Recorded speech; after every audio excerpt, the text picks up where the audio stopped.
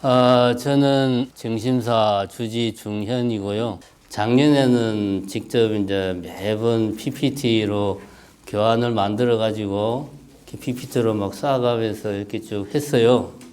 작년에는 왜 그랬냐 하면은 그때 생각에는 쓸만한 교재가 없다. 그래서 뭐 교재가 없으면 내가 만들면 되지 해서 이제 원래는 1년 하고 그거를 풀어가지고 좀 보완해서 책으로 만들려고 이제 생각을 했는데 올해 그거를 그냥 그대로 하려고 했거든요. 했는데 또 우리 김영서 처장님이나 다른 분들이 좀 내용을 좀 바꿔서 합시다. 그래가지고 올해는 한번 기존의 교재 중에 쓸만한 게 있나 제가 찾아봤어요. 찾아본 결과 지금 여러분들이 보고 있는 동국대에서 만든 불교 인문을 제가 선택을 했습니다. 이거 선택한 이유는 뭐 어떤 심오한 뜻이 있는 건 아니고요. 일단은 조계종에서 이제 공식적으로 나온 교재가 너무 좀 지식 위주로 가는 느낌이 들어서 그것도 이제 기존의 불자들을 위한 좀 어떤 신행 지식 쪽에 치우친 느낌이 있어서 그건 좀 약간 한쪽으로 치우친 것 같다. 이런 생각이 들었고, 요거는 어쨌든 동국대라고 하는 권위 있는 기관에서 만들었으니까 나름대로 또 그 좀 권위를 인정받는 부분이 있지 않을까 하는 부분이 하나 있고, 두 번째는 어쨌든 나름대로 학문적으로 좀 뭐 충실을 하려고 하는 부분이 좀 그런 느낌이 좀 들어서 요거를 골랐고, 세 번째는 이제 앞에 머리글이 좀 제가 보기에는 논란의 소지가 많은데 우리가 많은 이야기할 거리가 있겠다. 근데 사실은 이런 관점을 불교에 관심 있는 사람이라면은 좀 생각해 볼 만한 문제다. 관점이 올바르다기보다 고민할 문제를 주고 있는 것 같아서 또 이 책을 골랐습니다.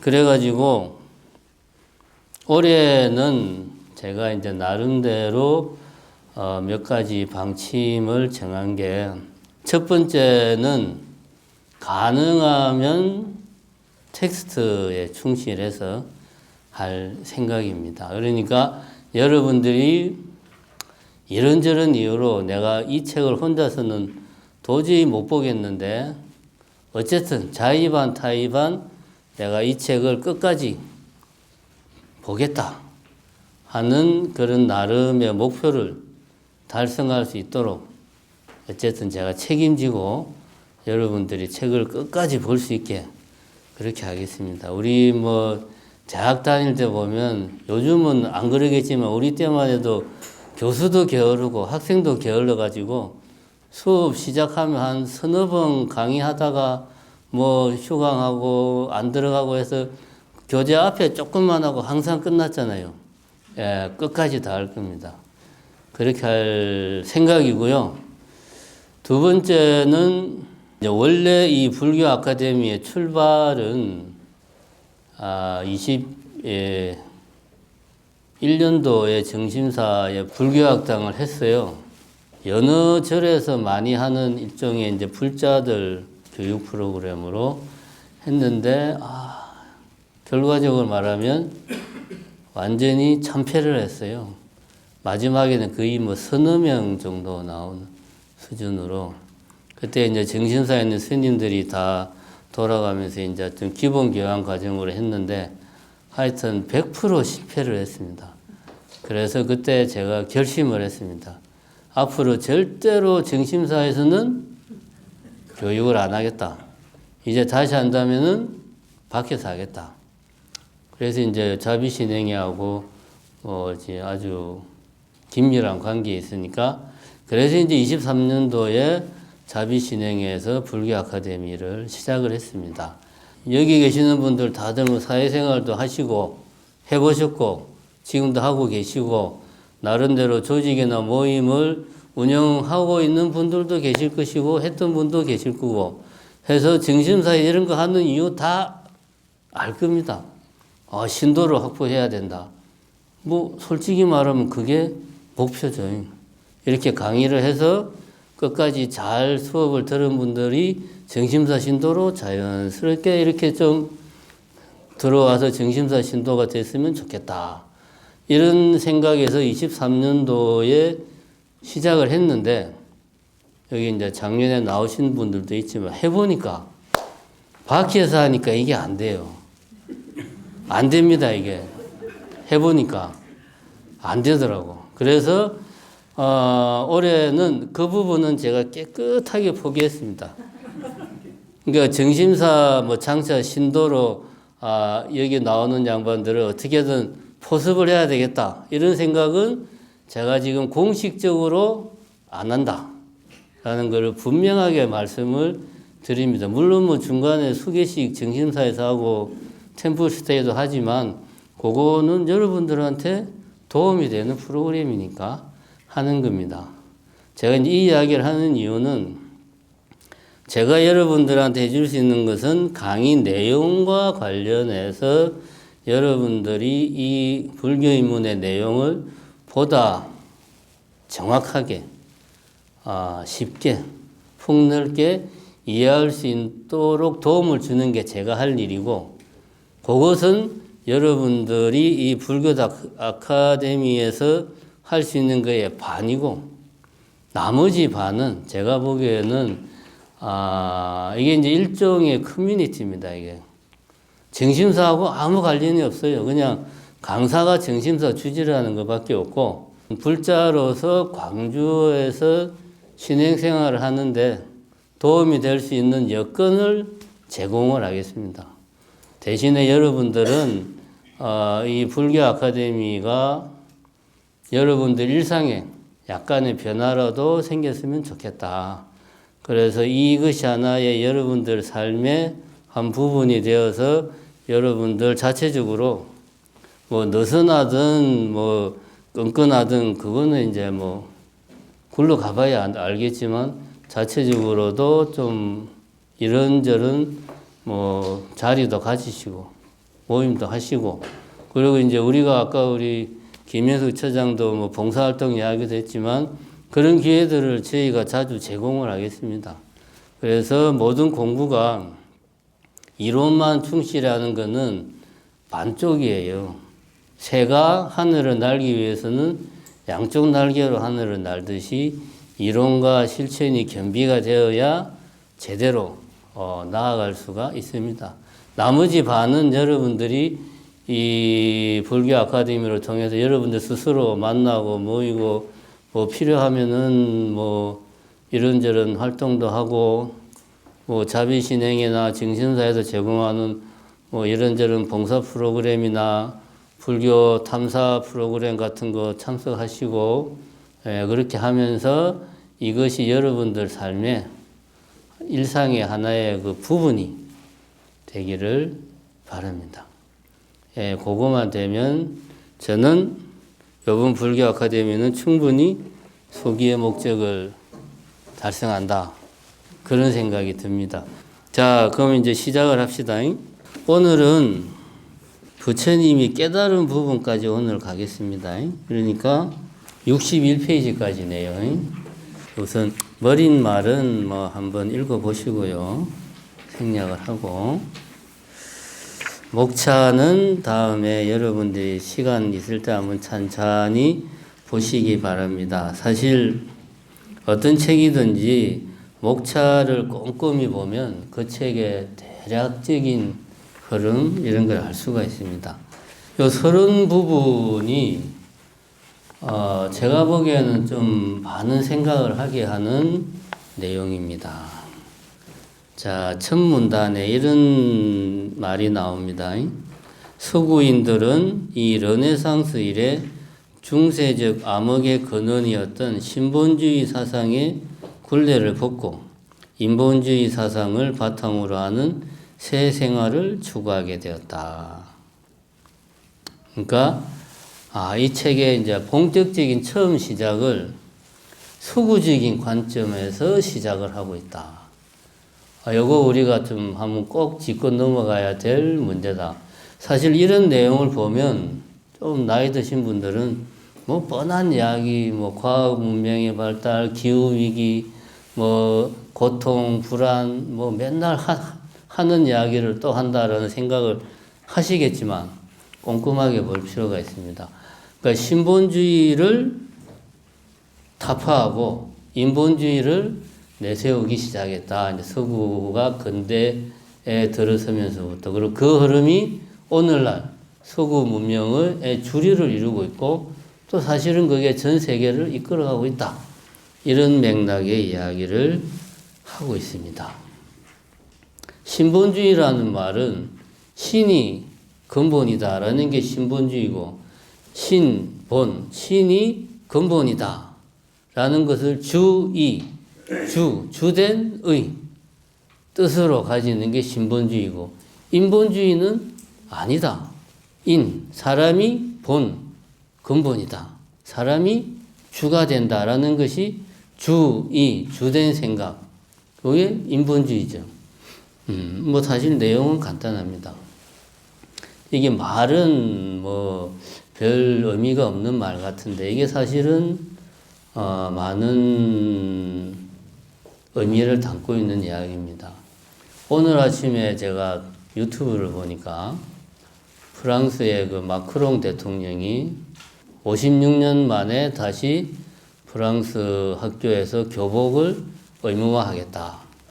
56년 동안 프랑스 68혁명으로 인해서 교복을 자유화를 했는데 56년 만에 다시 교복을 모든 학교에서 입도록 하겠다라고 하는 뉴스를 봤어요.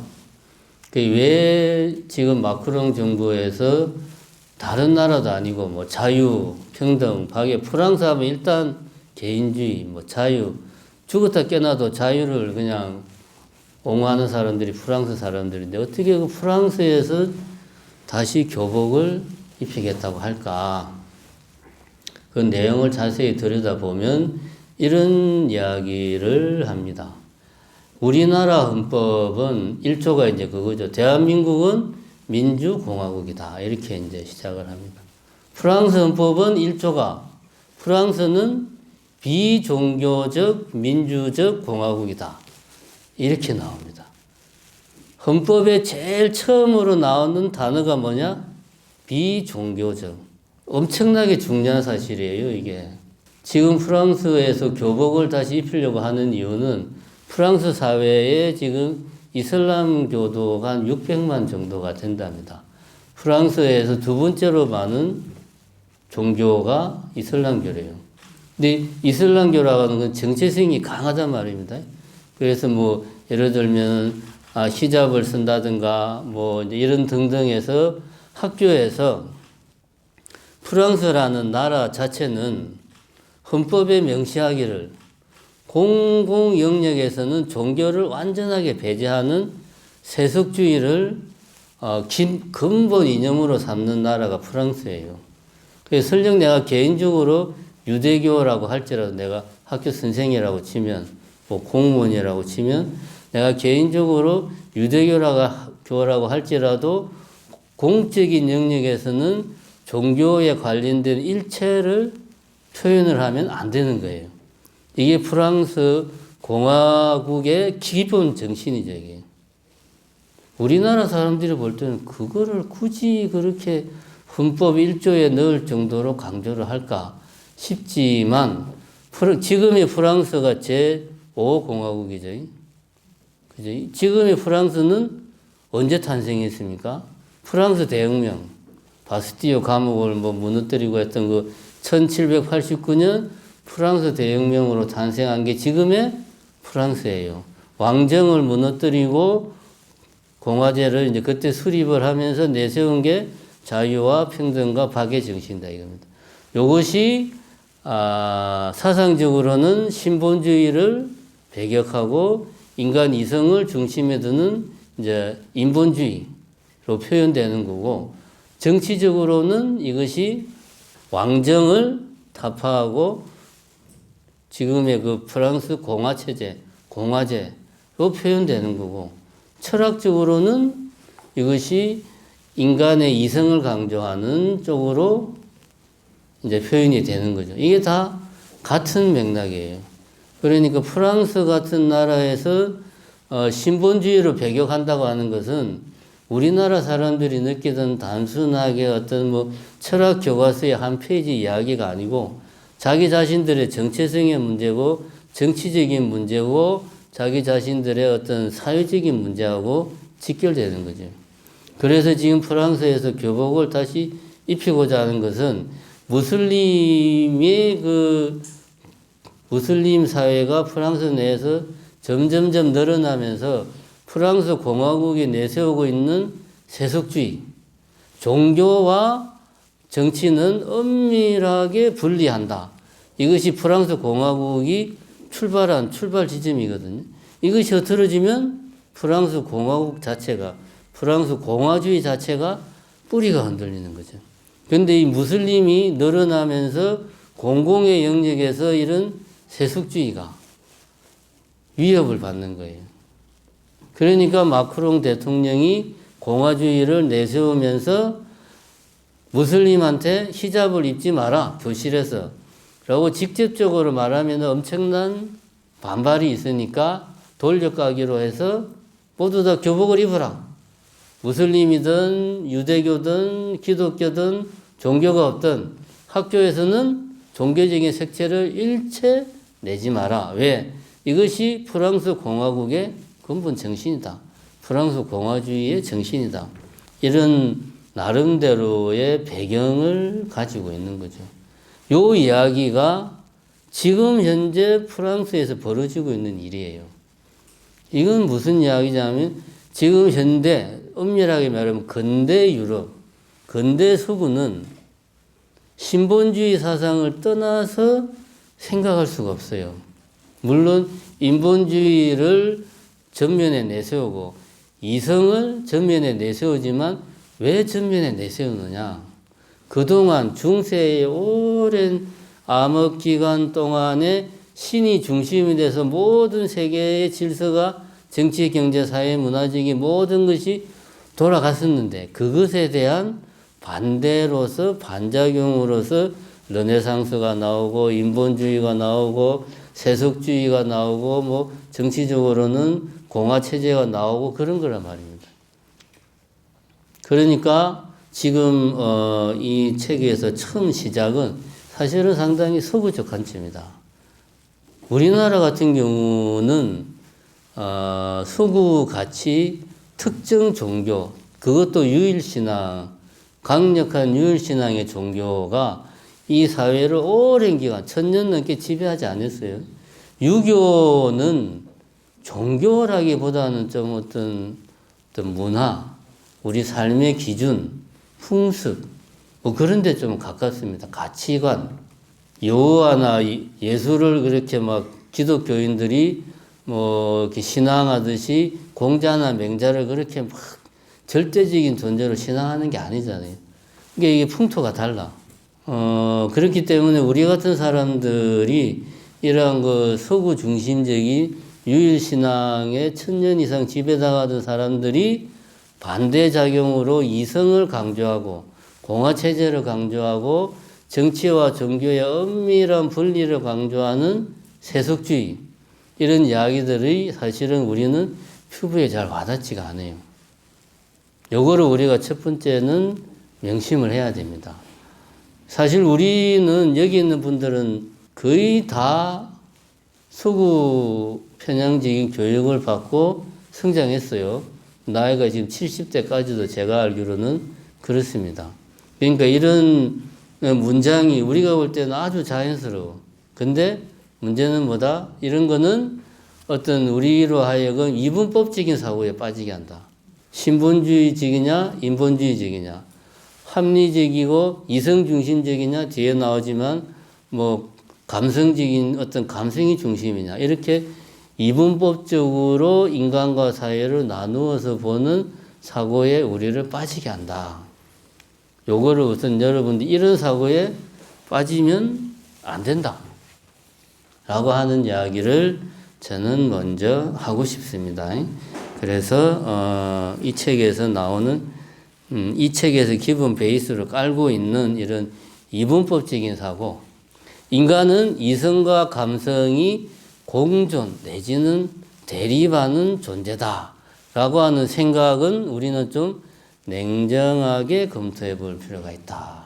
불교에서는 그렇게 안 봅니다. 냉정하게 검토해 볼 필요가 있다. 요거 첫 번째로 명심을 하시고, 두 번째로 여기 이제 보면은 65페이지에 과학 문명과 현대 이야기를 하면서 이기심은 자연스럽게 경쟁심을 불러일으킨다. 15페이지 과학 문명과 현대 첫 번째 줄에 그렇게 나오지요. 그리고 중간쯤 되면 그래가지고 모두가 적이 되어서 개체로서의 자기 자신은 고립이 된다. 이런 이야기도 나오고, 그 다음 페이지에 넘어가면 첫 번째 단락 저 끝부분 쭉 가면은 현대 과학 문명은 인류 사회를 행복하기만 하였다고 할 수 없고 어떤 의미에서는 어두운 그림자를 드리우게 했다. 이런 이야기도 하고, 더욱이 추가해가지고 현대 문명의 주축을 이루고 있는 고도로 발달한 과학과 기술은 사회 각 분야에서 직능의 세밀한 분화를 초래했다. 세밀하게 분화되다 보니까 어떤 서로의 마음을 이해하지 못하고 대립과 적대의 감정이 앞선다. 그래서 현대인들은 제일 밑에 새로운 고독과 불안과 공포에 떨면서 방황하고 있다. 이런 이야기가 나옵니다. 그럼 이 이야기를 맥락을 자세히 보면 인간이 원래 이기적인지 어떤지는 여기서는 이제 명시는 안 하고 있어요. 그런데 현대 문명이, 현대 과학 문명이 뭐 세분화되고 경쟁심을 부추겨가지고 인간으로 하여금 서로 어떤 갈등하게 하고 대립하게 해서 새로운 고독과 불안과 공포에 떨게 한다. 그래서 마치 이런 것들이 현대인의 특수성으로 좀 묘사가 되고 있어요. 그러면 현대인들만 이기적이고 경쟁적이고 서로 마치 이렇게 뭡니까 남해안 한류수도를 이렇게 가서 보면 바다 위에 섬들이 그냥 하늘의 별처럼 이렇게 막 흩뿌려져 있단 말입니다. 바다 위에 개인들이 그렇게 마치 그 다도의 섬처럼 흩어져 있는 식으로 개인들이 이렇게 막 뿔뿔이 파편화되어 있는 게 현대인들의 특성이냐? 꼭 그렇다고는 볼 수 없지 않냐? 인간이라는 존재의 어떤 보편적인 특성, 속성에서 기인하는 부분은 과연 없느냐? 이런 부분을 한번 생각해 볼 필요가 있습니다. 제가 하고 싶은 이야기는 뭐냐 하면 인간은 인간뿐만 아니고 모든 생명체는 보면 몸을 가지고 있죠. 그죠? 육체를 가지고 있습니다. 육체가 없는 생명체는 우리는 알지를 못해요. 최소한 우리가 아는 생명체들은 다 육신이 있다. 그러면 아주 자연스럽게 우리는 이것은 나의 몸, 저것은 당연히 내 몸이 아니죠. 이것은 내 몸이니까 이것은 내 거, 나의 소유. 이 몸이 사라지면 나도 죽는다. 그러니까 나는 곧 이 몸뚱아리다. 나와 이 육신은 뗄래야 뗄 수 없는 이 육신이 곧 내 자신이다. 라고 하는 너무나 근본적이고 당연한 생각을 해요. 사람만 그러냐? 아니죠. 뭐 고양이나 개들도 보면 우리가 위협을 주면은 놀래가지고 움찔하는 게 왜 그럽니까? 그 몸뚱아리가 꼭 자기 자신이라는 마인드가 기본적으로 있으니까 피하려고 그러는 거지. 이 몸뚱아리가 자기 자신이 아니라고 생각을 한다면 피하려고 안 그러겠죠. 내 몸이고 내 몸이 다치면 내가 죽는 거니까 피하려고 그러는 거죠. 그러니까 모든 생명들은 어떻게 보면 이 육신이 곧 내 자신이다라는 하는 기본적인 등식, 이거는 거의 어떤 의식이라는 걸 가지는 순간부터 가진다고 봐야 돼요. 여기에서부터 어떤 이기심은 출발을 하는 겁니다. 그게 사실은 아주 뿌리 깊은 거죠. 아주 뿌리 깊은 겁니다. 이 몸뚱아리가 내라는 생각에서부터 출발한다. 그래서 어떤 이기심, 뭐 경쟁, 고립, 뭐 파편화되고 하는 것들이 현대인들만의 특성이 아니고 다만 우리 사회가, 현대 사회가 고도로 과학기술이 발달하면서 고도로 분업화되고 이렇게 어떤 고도로 체계화되다 보니까 뭐 가침을 하기보다 떨어져서 하게 되는 여건이 형성이 되다 보니 어떤 모든 생명들이 가지는 이기적인 속성이 더 많이 부각이 되는 거죠. 요 점을 명심을 하고 요 글을 읽어볼 필요가 있다. 자칫 잘못하면 현대인들의 특성으로 비춰질 수가 있어요.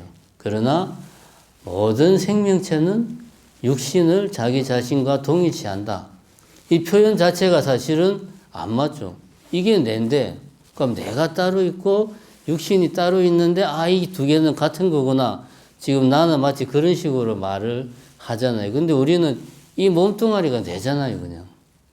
요런 생각이 이기심과 경쟁, 고립, 불안, 공포 이런 모든 우리 삶에서 우리가 생각할 수 있는 고통들을 만들어내는 근원이다 이거지. 요거를 명심을 하고 요 부분을 다시 읽어볼 필요가 있겠다. 그럼 여기까지를 이야기를 한번 정리를 해봅시다. 근대 서구적 관점. 근대라는 말을 해야 되죠. 중세의 신중심적인 그런 신중심의 그 중세 사회체제에 대한 반발로서 등장했던 근대적인 서구의 관점에서는 당연히 인간의 이성을 강조하고 인간의 이성을 강조하니까 합리적이고 계획적이고 논리적인 측면을 인간의 그런 측면을 전면에 내세우고 그래서 어떤 신본주의와 대립하는 인본주의를 부각을 시키는 이런 사고가 서구 중심적인 사고 방식이다. 최소한 동아시아 이런 뭐 한국, 중국, 일본 이런 동아시아에서 오랜 시간 좀 동아시아 사회에 뿌리 내린 유교적인 가치관하고는 사실은 잘 안 맞다. 왜냐하면 이쪽에서는 이런 유일신앙적인 사고방식이 그렇게 강하지 않았으니까. 그래서 이런 이분법적인 사고방식은 조금 우리가 조심할 필요가 있다. 인도는 이런 식의 생각을 잘 안 하니까 우리가 불교적으로 생각하려고 하면은 제일 먼저 서구의 근대적인 이런 이분법적인 사고방식을 탈피를 해야 돼요. 그래서 요 다음을 한번 봅시다. 인간 해석의 두 가지 유형을 이야기를 합니다. 보면은 18페이지에 보면 이제 이런 이야기가 나옵니다. 저 밑에 세 번째 단락쯤 보면 인간을 중간적 존재로 규정하는 인간 해석이 있다. 중간이라는 말은 선과 악, 그 중간에 있는 게 인간이다. 그래서 선과 악 사이를 방황하는 존재가 인간이다. 이렇게 이제 이야기를 하는 거죠. 그래서 또 다른 측면에서는 한 측면에서는 이성적이고 합리적으로 삶을 영위하려는 성향이 있고 다른 측면에서는 제일 밑에서 두 번째 줄 보면 18페이지 감성적이고 쾌락을 지향하는 성향도 있다. 이렇게 인간은 선과 악 사이에서 방황하는 중간적인 존재다. 그리고 이것은 19페이지 첫 번째 단락 한 다섯 번째 줄쯤 보면은 이것은 동양 정신사 속의 성선설과 성악설로 나타나고 서양 정신사 속에서는 헬레니즘과 헤브라이즘으로 나타난다. 이게 성선설이 인본주의고 이성중심이고 헬레니즘이고 그 다음에 성악설은 감성 중심이고 뭐 신본주의 중심이고 헤브라이즘 계통은 이제 이런 좀 성악설 쪽이다. 요렇게 일단 나누고 시작을 하는 거예요. 여기에는 전제가 있어요. 뭐냐? 먼저 인간이 성과 악 사이를 방황하는 중간적 존재다 라고 하는 말이 성립하려면, 자, 여러분들 잘 생각해야 됩니다. 선과 악이 일단 먼저 존재를 해야 돼요. 그죠? 여기에 선이 있고 여기에 악이 있어. 그게 내가 인간이야. 이쪽으로 가야 되나 이쪽으로 가야 되나 방황하는 거죠. 방황. 그렇지? 이 여자가 좋나 이 여자가 좋나, 어느 여자가 더 좋을까 왔다 갔다. 그럼 먼저 선과 악이 먼저 전제가 돼야 돼. 그러자면은 좋은 것과 나쁜 것, 특히 악에 대해서는 죄의식, 원죄의식 이런 게 먼저 전제가 돼야 돼요. 그 이제 기독교에서 말하는 원죄는 뭐 제가 상식적으로 알기로는 그런 거란 말입니다. 여호와가 아담과 이브한테 다른 나무들은 다른 것들은 너희들이 마음대로 다 따먹어도 좋은데 요 과일만은 절대로 따먹지 마라 라고 이야기를 했어. 근데 이브가 뱀의 유혹을 받아가지고 그거를 따먹은 거야. 따먹고 나서 이브가 부끄러움을 알게 된 거지. 아, 내가 옷을 벗고 있었네. 그렇게 해서 부끄러움을 알게 돼가지고 옷을 이제 걸치게 된 거지. 그러니까 나중에 여호와가 보고 네가 어째서 옷을 입고 있냐. 그러니까 여차저차해서 이걸 따먹었다 하니까 이제 아담과 이브가 추방이 된단 말입니다. 이 원죄라고 하는 것은 최초의 인간이 어떤 아담과 이브가 여호와의 그 말을 안 들은 거죠. 거부한 거. 이게 가장 근원적인 죄다. 그러니까 이미 인간은 내가 태어나기도 전에 원죄가 이미 있는 거예요. 선과 악이 이미 존재하는 거예요. 이런 구도는 유일신앙적인 사고방식, 신본주의적인 사고방식에서 등장할 수가 있는 거고, 그렇지 않은 사고방식에서는 이런 사고방식이 등장하기가 힘들죠. 그리고 이제 이 책에서 이야기하는 거는 이성적인 거는 합리적인 것이고 긍정적인 것이고 적극적인 것이고 이거는 선한 거고 좋은 거다. 감성적인 것은 충동적인 것이고 비합리적인 것이고 사람이 감정에 치우치면 죄를 짓게 되고 나쁜 거다. 이렇게 이제 나누는 거예요. 이미 선과 악에 대한 개념을 전제로 하고 사람을 판단을 하는 거죠. 근데 요거는 이미 전제를 깔고 있는 거죠. 그리고 좋은 게 뭐다 라고 하는 어떤 아이디얼 타입을 이미 만들어 놓고 있어요. 어떤 거? 전지전능하고 완벽한 신적인 존재를 상정을 하고 거기에 어긋나는 것은 좋지 못한 것, 나쁜 것, 불완전한 것, 인간은 이쪽에 해당되는 이런 식으로 사고를 한다 이거죠. 그럼 이 말은 마치 신이 먼저 존재하고 그 다음에 인간이 존재하는데 인간은 이유는 모르겠지만 신과 비교했을 때 불완전하다. 불완전하고 불완전하기 때문에 이성적이지 못하고 감성적이다. 불완전하고 감성적이니까 인간은 충동적이라서 죄를 짓는다. 그래서 인간은 한계가 있고 나약한 존재다. 그래서 인간은 구원을 받아야 될 존재다. 이렇게 이제 논리가 발전을 하는 거죠. 이런 논리 전개는 기본적으로 어떤 절대적인 존재를 전제로 하고 인간은 어떤 존재인가를 이야기를 하는 겁니다. 그럼 이거는 출발 자체가 문제가 있다. 어떤 전제를 깔고 완전한 존재, 이상적인 존재를 전제로 하고 거기에 인간을 맞춰봐서 인간은 어떤 문제가 있나 이렇게 이야기를 하는 것은 문제가 있는 거죠. 이런 거를 우리가 명심을 하고 이 부분을 보면 여기 이제 보면 20페이지에 이제 이런 말이 나옵니다. 두 번째 단락 10번째 줄쯤 보면은 후자는 인간의 감성과 유한성을 인간의 실존으로 파악한다. 유한성이란 죽음 앞에 떨고 있는 인간. 운명적으로 죄업을 짊어지고 있는 인간을 뜻한다. 그리고 밑에서 한 5번째 줄 보면 인간이 구원을 받기 위해서는 자신의 한계를 깊이 자각하고 참여하는 속에서 새로운 삶을 찾아야 하는 것이다.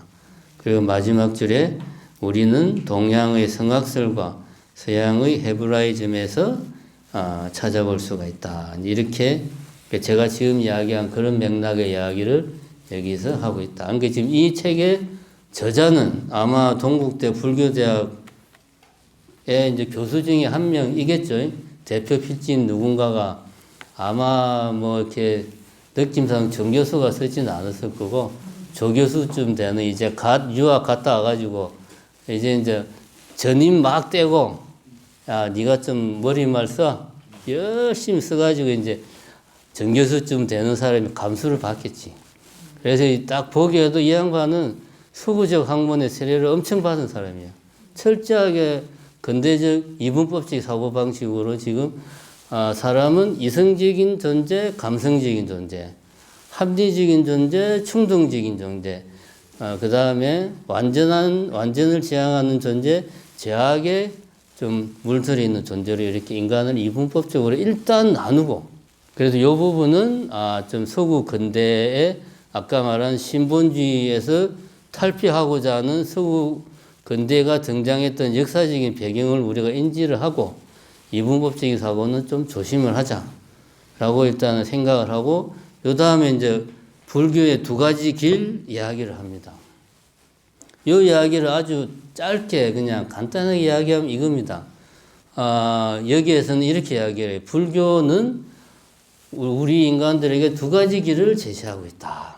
하나는 이성적이고 합리적으로 인간이 스스로 노력해서 수행을 해가지고 영원한 행복을 얻는 것, 깨달음을 얻는 것, 내가 수행을 해서 이성적으로 열심히 수행을 해서 깨달음을 얻는 길이 하나 있고, 이것은 앞에서 말했던 2가지 중에서 인본주의적인 사고방식이죠. 이성 중심이고 적극적이고 긍정적이고 이런 사고방식.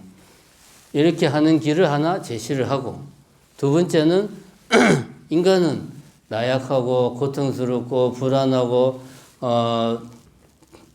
제업에 이제 십사인 존재이기 때문에 스스로 힘으로는 한계를 많이 느낀다. 그래서 구원을 기다린다. 그래서 아미타 부처님 같은 분의 구원을 받아가지고 내 혼자가 아니고, 내 혼자는 불완전한 존재지만 많은 이 중생들이 다 같이 아미타 부처님의 구원을 받아서 우리가 다 그 행복의 길로 갈 수 있다. 이렇게 이제 2가지 길을 이 앞에서 말했던 이분법적 사고를 그대로 연결해서 불교에서는 이런 2가지 길을 제시하고 있다. 이렇게 이야기를 하고 있습니다. 왜 이런 이야기를 했을까?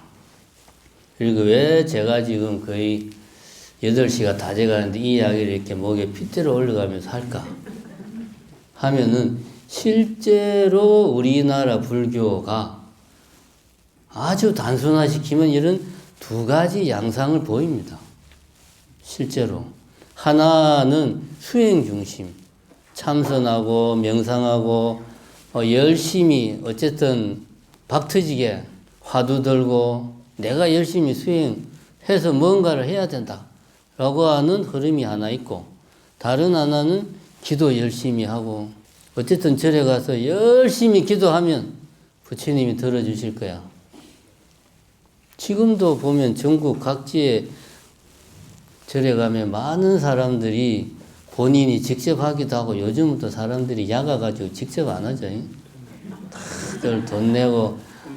제 마음을 스님 잘 아시죠? 제가 통장으로 10만 원 넣어드릴 테니까 저 대신 열심히 해주세요. 저 열심히 할 테니까 스님이 더 열심히 해주세요. 뭐 이렇게 쉽게 말하면 기복신앙이죠. 구원을 바라는 2가지 현상적으로 볼 때 2가지 모습이 분명히 존재합니다. 우리 사회의 불교가. 그래서 이런 이야기를 하는 게 어떻게 보면 당연해요.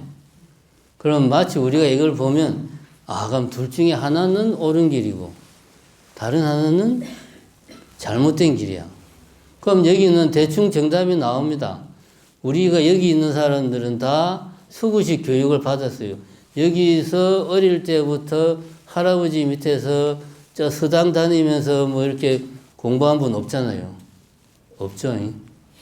다 초등학교, 중학교, 고등학교, 뭐 나이에 따라서는 국민학교, 중학교, 고등학교, 대학교 그런 데를 나왔으니까 우리 의지와 무관하게 수구적인 교육을 받았어요. 그럼 우리 상식에는 기복신앙은 나쁜 거야. 그건 미신이야. 그럼 자연히 두 가지 불교의 길 중에서 올바른 거는 전자죠. 올바른 지혜를 습득을 해가지고 부처님의 가르침을 내가 열심히 공부해서 지금 여러분들도 그래서 지금 이 자리에 나온 거 아닙니까? 부처님의 가르침을 열심히 정확하게 알아가지고 가르침대로 열심히 내가 수행을 해서 깨달음을 얻는 거야. 내가 깨달아서 내가 부처가 되는 거예요. 맞는 말이죠. 이게 올바른 길이고 기복신앙, 뭐 구원, 아미타 부처님에게 매달리고 이런 거는 미신이야. 이거는 나약한 거야. 의존적인 사고방식.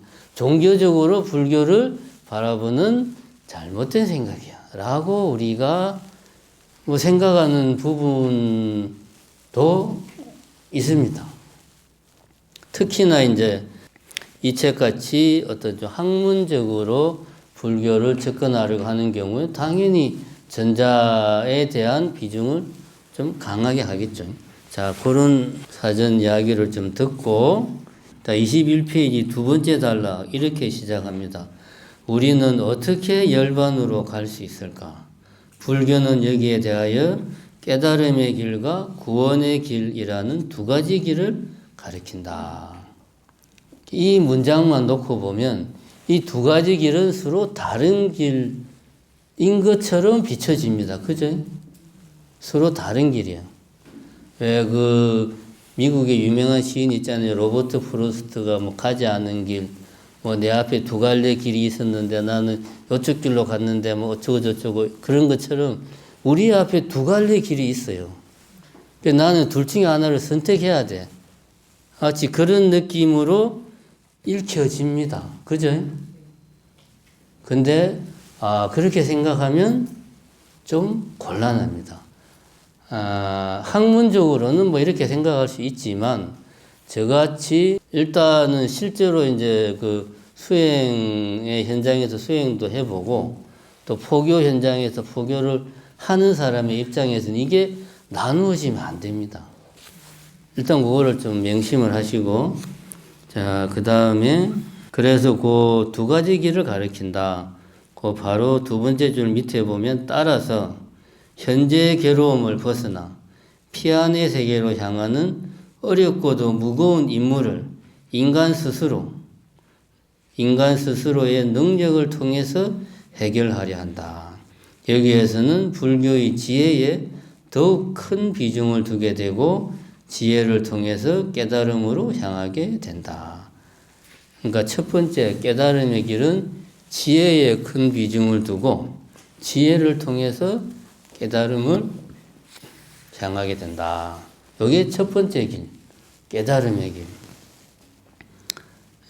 그래서 22페이지에 중간쯤 보면은 자기 자신을 바르고 행복한 길로 인도할 수 있는 유일한 등불과 유일한 의지처는 자기 자신과 부처님의 가르침 이외에 그 무엇도 될 수 없음을 간명하고도 강력하게 선언했다. 이런 이야기가 나옵니다. 계속 첫 번째 깨달음의 길의 부연 설명이죠.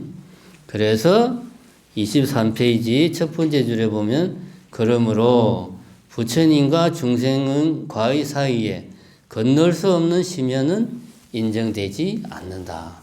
부처님은 전지전능하고 절대적인 신이고 우리 중생들은 불완전하고 충동적이고 감성적이고 죄악의 십 사이에 있는 보잘것없는 한계가 많은 중생이고 이 사이에는 건널 수 없는 깊은 강이 흐르는 그런 게 아니다. 다 같은 중생이다. 깨닫지 못하면 중생, 깨달으면 부처. 같은 사람이야. 그 사이에 건널 수 없는 강 그런 건 없어. 요건 이제 첫 번째 길을 이야기하는 거죠. 이와 함께 두 번째 길을 제시하고 있다. 두 번째 단락 보면 불교에서는 이러한 깨달음의 길과 함께 구원의 길도 가르치고 있다. 이 부분은 그냥 종교적인 부분을 우리가 상식적으로 생각하는 그런 거를 머릿속으로 떠올리면 됩니다. 바로 그 밑에 보면 인간의 유한성과 이성의 한계에 대한 자각을 바탕으로 구원을 받을 수 있는 길을 제시한다. 제일 밑에서 세 번째 줄, 인간이 이성에 대해서 가지고 있는 자만과 기대가 무너지고 지혜에 대한 신념이 사라지게 되면 어떠한 심오한 진리도 어떠한 뛰어난 설법도 깨달음의 길로 이끌어주지 못한다. 그래서 25페이지의 세 번째 줄에 보면 인간의 초라함을 자각한 사람들에게 구원의 길이 있다면 그것은 대자대비한 부처님에게 의지하는 것이다. 이는 절대적 신앙의 길이다. 이렇게 이야기하면서 제일 밑에 이 두 가지 길을 어떤 기준으로 나누느냐, 각자의 근기에 따라 두 가지 길을 제시하고 있다. 그러니까 네가 능력이 되면 첫 번째 길로 가고, 네가 생각할 때 나는 수행에 타고난 능력이 있어. 그럼 너는 첫 번째 깨달음 길로 가. 나는 좀 수행하고는 거리가 먼 사람. 그럼 너는 구원의 길로 가. 이 말이죠. 근기에 따라서. 네가 타고난 능력이 수행을 할 수 있는 근기가 그릇이 되느냐 안 되느냐에 따라서 네가 알아서 골라서 가라. 두 가지 중에 그 이야기입니다. 참 무책임한 발언입니다. 근기에 따라서 네 알아서 하세요. 네가 잘났으면 잘난 대로 가고 못났으면 못난 대로 가고 내 알 바 아니야. 그런 이야기죠. 요 두 가지 길이 나중에 이제 두 번째 시간에 하겠지만은 사실은 이걸 우리는 하나로 봐야 된다. 우선 첫 번째로 불교에 대한 현실, 불교가 현실을 인식하는 것은 두 번째적인 측면에 가깝습니다. 인간에 대해서, 그러니까 우리의 삶이 고통스럽고 불안하고 이런저런 한계가 많다. 이러한 것들 속에서 우리가 그러면 어떻게 해야 되나? 구원의 길에서는 우리의 현실이 고통스럽고 불안하고 공포 속에 우리가 휩쓰여 있으니까 우리의 지혜로는 이걸 타파할 수가 없어. 근데 부처님은 우리의 현실이 고통스럽고 불안하고 과거는 후회스럽고 현재는 고통스럽고 미래는 불안한 게 우리의 현실이야. 그럼 이걸 우리가 어떻게 타파해야 되지? 이거를 수행을 통해서 타파를 해야 돼. 라고 하는 게 불교의 가르침이죠. 현실인식은 여기서 말하는 좀 후자에 가까운 인식을 하지만 그것을 어떻게 해결할 거냐? 해결 방식은 전자의 방식을 취한다. 그 이야기는 이제 두 번째, 부처님이 실제로 어떻게 살았는가 일생을 통해서 우리가 살펴볼 수가 있겠습니다. 한 가지만 더 이야기하면 이 두 가지 길을 우리는 이렇게 또 해석할 수가 있어요. 우리나라 불교는 원한 건 아니지만 엘리트 불교적인 요소가 분명히 있습니다. 우리나라 절집에서 내려오는 유명한 말이 있어요. 도인 하나가 대중 1000명을 먹여 살린다. 이게 뭔 말이냐면 성철 스님 같은 분이 한 분 딱 깨달은 도인이 등장하면 나머지 스님들은 대충 살아도 성철 스님 덕분에 먹고 사는데 아무 문제 없다는 말이에요. 그냥 일반인들이 보기에는 성철 스님 어마어마한 스님이 계시니까 성철 스님 훌륭한 스님이 계시는 해인사 훌륭한 절, 해인사가 있는 대한불교 조계종 아주 훌륭한 곳이야. 한국 불교 너무너무나 훌륭해. 해서 그냥 다른 스님들도 같이 그냥 훌륭한 스님으로 묻어간다는 거죠. 그래서 도인 한 명이 1000명 대중을 먹여 살린다. 이런 말이 있습니다. 그러니까 이건 일종의 좀 엘리트 불교를 상징적으로 표현하는 말이죠. 그럼 이런 사고방식에서 신도들이 해야 될 일은 다른 거 없죠. 훌륭한 스님들 잘 시봉하면 되지. 그지? 때 되면은 대중공양하러 바리바리 싸가지고 절에 가서 맛있는 거, 좋은 옷, 있는 거 없는 거 다 틀어가지고 절에 탁 스님 열심히 공부하십시오. 하는지 안 하는지 모르겠지만 어쨌든 그렇게 막 이제 신도들은 그것만 하면 되죠. 그 복으로 나는 복을 많이 지었으니까 다음 생에는 뭔가 내한테 좋은 일이 있을 거야. 내지는 당장 우리 집에 좋은 일이 있을 거야. 뭐 요렇게 신도들은 뭐 그 정도만 하면 되는 거지. 이런 이제 엘리트 불교적인 사고방식이 여기 이제 깨달음의 길, 여기 이 책에서 표현하고 있는 깨달음의 길, 구원의 길, 이렇게 두 가지 길을 별 다른 길로, 전혀 다른 길로 이렇게 제시를 하면 이런 엘리트 불교적인 어떤 사고방식이 나올 수 있어요. 근데 그거는 아니다. 지금 당장 우리나라에 도인이 없잖아요. 없습니다. 도인은 자기 입으로 도인이라고 말해봐야 그 아무 쓸모가 없어요. 자타가 인정을 해줘야 돼. 자타가. 뭐 지금은 없어요. 그건 누구도 지금 뭐 종정스님을 도인이라고 아무도 그런 말 안 하거든요. 없습니다. 그러니까 이제 우리는 이런 엘리트 불교적인 측면은 이제는 극복을 해야 돼. 그거는 옛날에 성철 스님 같은 스님, 뭐 효봉 스님, 수홍 스님, 뭐 이런 뭐 청화 스님, 날고 있는 스님들이 그냥 막 붕붕붕 날아다닐 때 이야기고 지금은 그런 스님들이 없거든. 그런 건 우리는 넘어서야 됩니다. 요는 뭐냐? 이런 우리가 불교를 뭐 깨달음의 길, 구원의 길, 전혀 다른 길로 나누어서 생각해서는 안 된다. 자, 요런 문제의식을 가지고, 이제 부처님의 일생을 한번 봅시다. 정확하게 말하면 부처님의 일생이 아니고 고타마 시타르타라고 하는 수행자가 2500년 전에 인도에서 어떤 삶을 살았나, 도대체 이 인간이 어떻게 살았길래 아직까지도 교주 노릇을 하고 있나. 교주잖아요, 사실. 이게 두 번째 시간에 이제 그거를 알아보는 건데, 이제 다 못하니까 깨달음을 얻기 전까지만 하도록 하겠습니다. 자, 이제 지금부터는 이제 실제 이제 부처님의 생애, 고타마 시타르타라는 수행자는 어떻게 살았는가 하는 이야기를 해보도록 하겠습니다. 29페이지 봅시다. 제가 앞에서 이야기한 두 가지 길이 있다.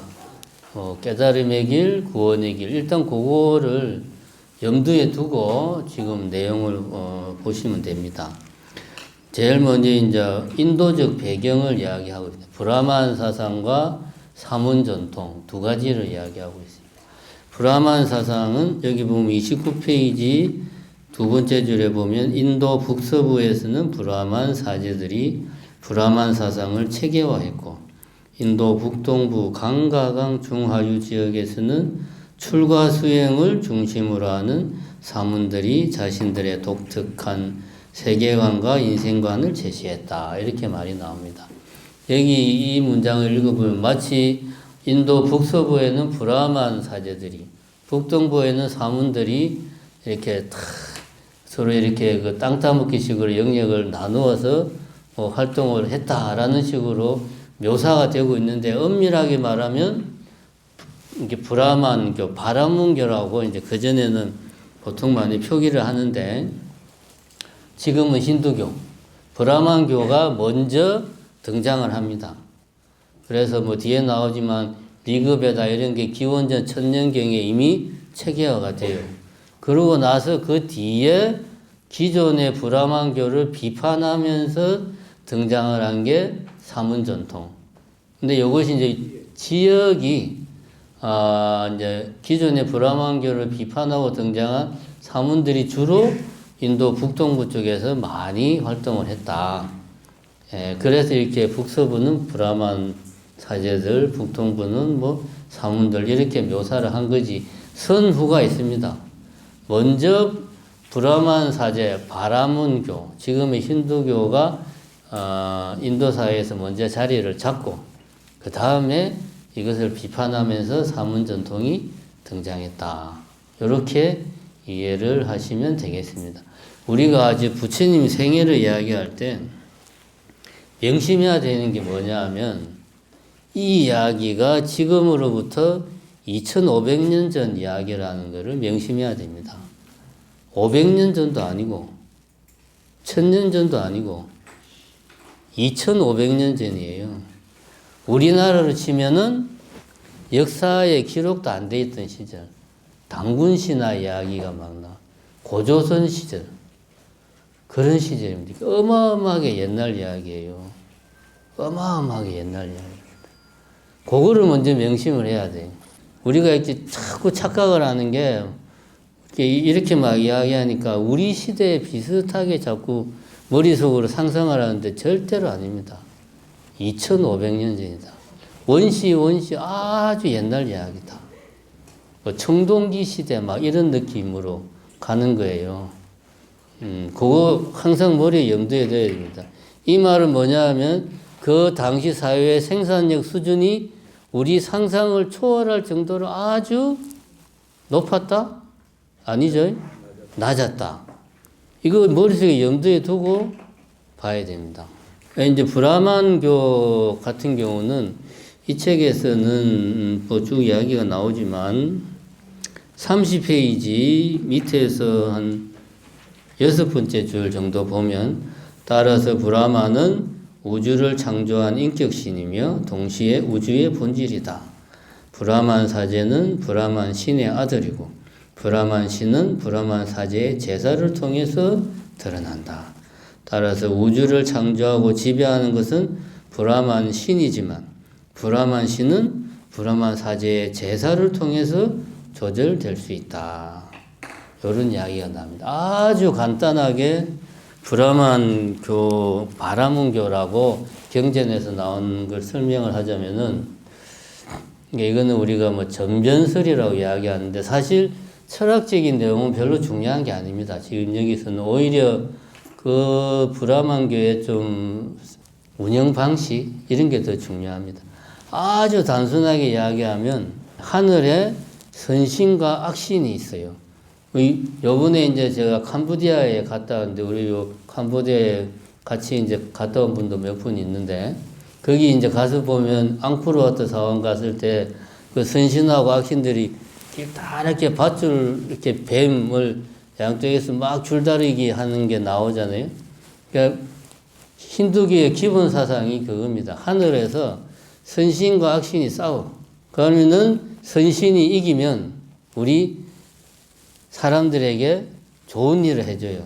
악신이 이기면 홍수가 나고 뭐 가뭄이 들고 전염병이 돌고 우리를 힘들게 해요. 그럼 우리가 해야 될 일은 선신이 이길 수 있도록 응원을 해줘야 돼요. 어떻게? 공약물을 우리의 선신이 힘을 낼 수 있는 어떤 먹거리를 하늘에 이제 제공을 하는 거지. 어떻게? 공약물을 태워. 그럼 연기가 하늘로 쫙 올라가잖아요. 그럼 그거를 선신이 먹고 힘을 내가지고 악신을 이기는 거예요. 그러면 우리가 잘 먹고 잘 사는 거예요. 이게 이제 브라만교의 기본적인 사고방식이에요. 공약물을 올리는 거, 뭐 태우는 게 이게 이제 제사죠, 제사. 하늘에 제사를 지내는 거죠. 그래서 여기 나오다시피 브라만교는 굳이 말하면 제사 만능주의. 모든 것은 제사로 다 통한다. 원래는 여기 나오다시피 뭐 우리가 뭐 농사를 잘 짓게 해달라, 뭐 가뭄이 들지 않게 해달라 이런 거를 이제 빌었는데 제사로 우리가 하늘의 신들을 컨트롤 할 수 있으니까 신까지 컨트롤 하니까 우리가 원하는 거는 다 제사를 통해서 할 수가 있겠죠. 그래서 나는 저 사람이 미워. 쟤를 죽여주세요. 뭐 이런 거. 나는 저 여자가 너무 좋아. 나 저 여자하고 결혼하고 싶어. 저 여자하고 결혼하게 해주세요. 이런 제사도 막 지내는 거예요. 심지어는 같은 제사장들끼리 A 제사장은 영험이 있어가지고 제사가 많이 들어오는데 B 제사는 많이 안 들어와. 그럼 B 제사장이 시기 질투해가지고 A 제사장을 죽이는 제사를 또 막 지내.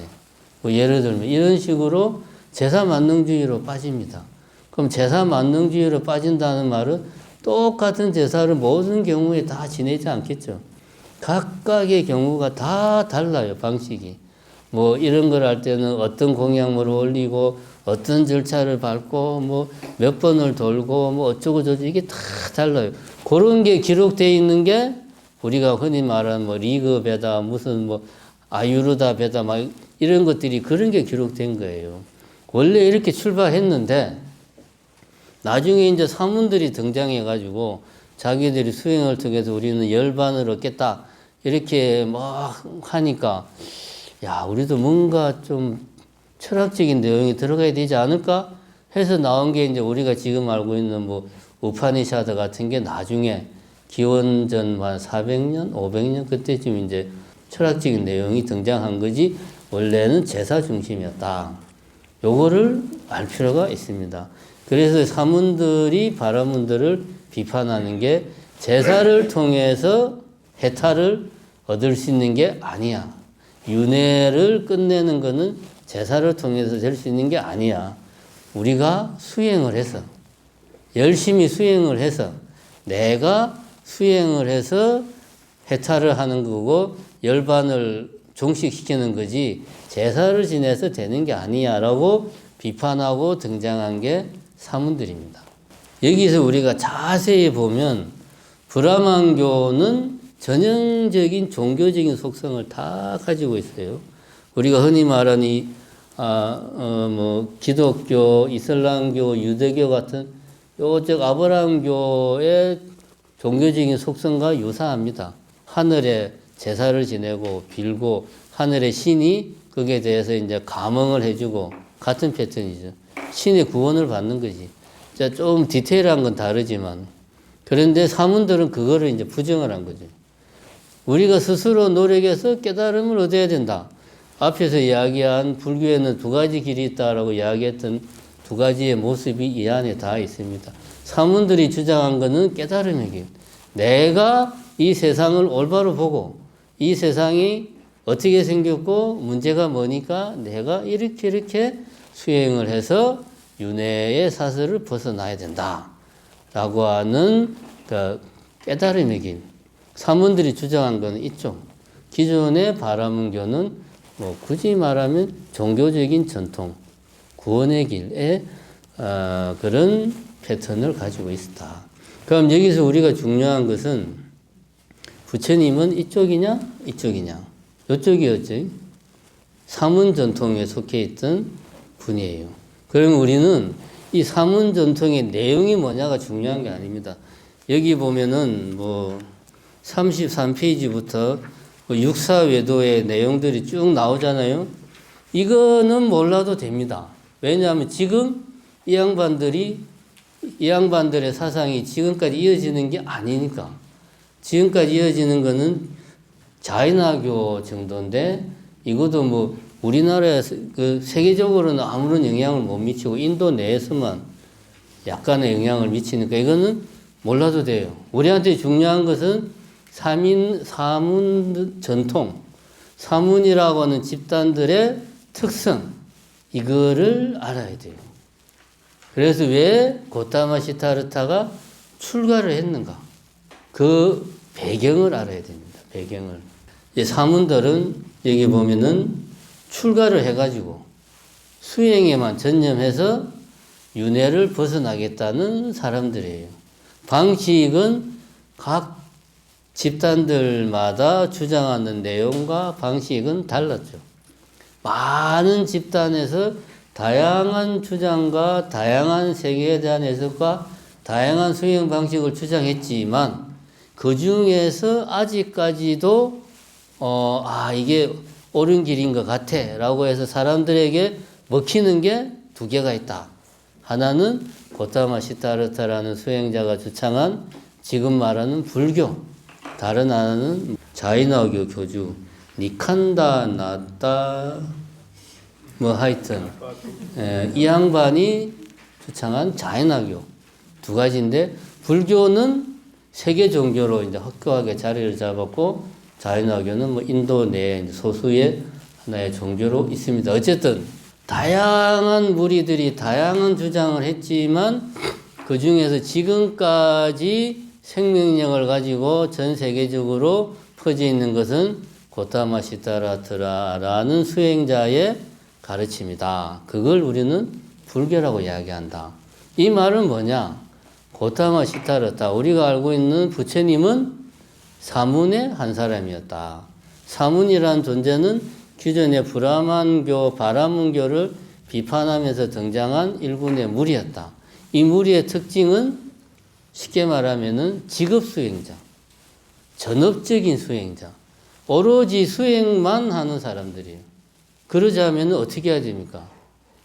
가족, 생계 이런 거 다 버려야 되죠. 그게 뭡니까? 그게 출가지, 그죠? 다른 게 출가가 아닙니다. 사문이 되려면 출가를 해야 돼요. 바라문교는 출가하는 게 아닙니다. 바라문교는 자기 가정을 이루면서 어떤 제사장으로서 자기 역할을 하는 거예요. 그리고 내가 가장으로서 책임을 다했다. 자식들을 다 키워서 결혼시켜서 이제는 내가 더 이상 이 가정의 가장으로서 내가 할 일이 없어. 그러면 그때 출가를 했어요. 그것도 멀리 하는 게 아니고 자기 집 부근에 출가를 해서, 왜? 나는 내 40평생이면 40평생 동안 가족을 부양할 의무를 다 했어. 이제부터는 내 수행을 할 거야. 그러면 누가 챙겨줍니까?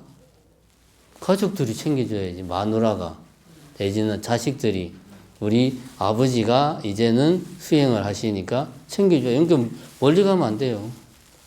주변에서, 가까운 숲에서 수행을 하는 거죠. 이것이 바라문교가 출가하는 거하고 사문이 출가하는 게 다릅니다. 사문은, 바라문교는 카스트 제도 하에서 카스트 제도가 네 가지가 있다고 그러잖아요. 바라문, 브라만, 크샤트리아, 바이샤, 수드라, 네 가지 계급이 있다고 그러잖아요. 여기서 출가는 브라만 계급만 출가를 해요. 나머지는 출가하면 안 돼요. 자기 일이 다 있는 사람들이야. 근데 사문들은 내가 어느 계급인가에 상관없이 다 출가해. 또 가정의 가족을 부양하는 의무를 다하지 않아도 출가해. 실제로 고타마 시타르타도 보면 일국의 왕자인데도 불구하고 출가를 했어요. 거기다가 자식까지 낳아놓고 나서 출가를 했죠. 가장으로서는 빵점이지. 이러면 안 되죠. 그러니까 브라만교 전통에서는 있을 수 없는 일이야. 근데 사문들은 전업적인 수행자니까 자기들은 어떤 가장의 의무, 가족을 부양할 의무, 그런 거 다 내팽개치고 출가를 하는 겁니다. 요게 사문입니다. 이것 자체가 보면 어떤 깨달음의 길을 간다라고 하는 것이 전업적인 수행자라고 하는 게 누구나 할 수 있는 게 아니라는 거지. 누구나 할 수 있는 거면 내가 지금 가족들을 키우면서, 가족을 부양하면서 내 생계를 책임지면서 할 수 있어야 돼. 제가저로서는 할 수 없는 거예요. 사문 전통은. 그러니까 출가를 하는 거지. 이게 사문 전통의 중요한 특징입니다. 그러니까 자연스럽게 이쪽은 전업적인 수행자니까 자연스럽게 좀 엘리트적인 요소를 가질 수밖에 없어요. 우리는 오로지 수행만 할 거야. 그러니까 수행에만 파고들으니까 더욱더 전문적으로, 더욱더 고도에, 더욱더 난이도가 높은 수행에 매진하겠죠. 아무래도. 자연스럽게 좀 엘리트 수행적인 요소로 갈 수밖에 없어요. 이쪽은. 불교도 이렇게 시작을 했습니다. 부처님도 출가를 했으니까. 요거 우리가 명심할 필요가 있다. 우리가 이제 스님들이 출가를 하면 삭발을 한단 말입니다. 그죠? 왜 삭발을 하느냐 하면 인도의 인도 사회의 풍습 전통에서 보면 삭발은 이제 보통 두 가지 경우에 삭발을 한다. 첫 번째는 아이가 태어나서 이제 처음 삭발하는 경우는 이 아이가 우리 마을의 공동체의 한 사람이다, 일원이다 라는 것을 마을 사람들에게 이제 알리는 그 시기 한번 이제 삭발식을 하고, 이거는 형식적으로는 그 마을에서 모시는 신이 있단 말이에요. 우리가 힌두교는 잘 알잖아요. 신이 어마어마하게 많잖아요. 그 마을에서 모시는 신에게 아이를 신고하는 형식을 통해서 삭발식을 합니다. 그게 첫 삭발식이죠. 처음 머리 깎는. 그래서 이 아이가 이제는 평생 동안 당신을 섬길 것입니다 라고 하는 형식으로 그 신에게 아이를 신고하는 거죠. 근데 이거를 마을 사람들이 다 모인 자리에서 하니까 자연스럽게 이제부터는 이 아이가 이 마을의 일원이다 라는 걸 신고하는 중요한 의미를 갖는 게 처음 삭발식이고, 그 다음에 이제 부모가 돌아가시면 삭발을 했다고 그럽니다. 그래서 이제 어떤 사람이 삭발을 하면 저 사람의 부모 중에 누군가가 돌아가셨구나 라고 이제 그렇게 생각을 하는 거죠. 그런데 부모가 안 돌아갔는데 출가한 사람이 삭발을 했다. 이거는 그럼 인도 사회에서 무슨 의미냐? 나에게 우리 부모는 죽은 거나 마찬가지야. 나는 인연을 끊었어. 가족과 완전히. 나는 내 놈 자식이야. 건드리지 마. 노타치. 나는 이제부터 막 가는 인생이야. 내 눈에는 보이는 게 없어. 나 오로지 수행만 할 거야. 이런 의미가 있는 거예요. 모든 수행자들이 다 삭발을 한 건 아닌데 많은 경우에 사문 전통에서는 삭발을 했다 이거지. 그러한 사실은 의미가 있다. 삭발이 그만큼 출가라고 하는 것이 그 당시 2500년 전 인도에서는 수행을 하려면 생산력이 아주 낮았기 때문에 내가 제가자로서 가정을 부양하면서 뭐 생계를 책임지면서 동시에 수행을 할 수가 없었어요. 둘 중 하나를 선택해야 돼. 왜? 생산력이 아주 낮았기 때문에. 지금은 안 그렇죠. 지금은 내가 예를 들면은 공무원으로서만 30년 다니고 정년퇴직을 하면 연금이 나오고 그럼 하루 종일 놀아도 나라에서 돈이 뭐 170만 원 따박따박 나와. 지금은. 그러니까 지금은 굳이 내가 출가를 안 해도 수행할 수 있어요. 또 뭐 지금은 주 5일 근무, 뭐 주 며칠 근무해가지고 쉬는 날이 있어요. 또 지금은 근무 시간이 정해져 있어. 그러니까 내가 가정을 책임지면서도 생계를 책임지면서도 수행을 할 수 있는 여건이 2500년 전보다 훨씬 더 좋습니다. 그러니까 제가자가 처해 있는 여건이 2500년 전과 지금은 너무나 달라요. 2500년 전에는 요런 수행을 내가 해서 나 윤회를 완전히 끊어야 되겠어 라고 생각하면은 출가 외에는 길이 없었다 이거지. 그래서 사문 전통이 등장을 한 거예요. 나는 불암한 계급도 아니고 근데 나는 내 살아있는 동안 윤회의 사슬을 끊고 싶어. 그럼 출가를 해야 돼. 다른 길이 없어요. 생산력이 아주 낮았기 때문에. 그래서 사문 전통이 등장을 했다. 요거를 우리가 이해를 할 필요가 있다. 모든 사문이 삭발한 건 아니지만 삭발에는 그런 의미가 있었더라. 그런 전통이 불교에서만 남아 있었던 거예요. 불교에서 삭발을 한 게 아니고 이거 잘 알아야 됩니다.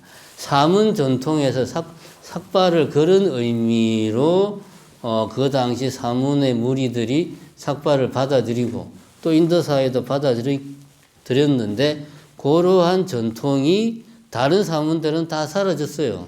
잠깐 반짝하다가. 근데 불교는 계속 살아남은 거야. 그래서 지금 사람들은 마치 스님이 되려면 삭발을 해야 된다. 이거는 불교의 고유한 전통이다라고 생각하는 거지.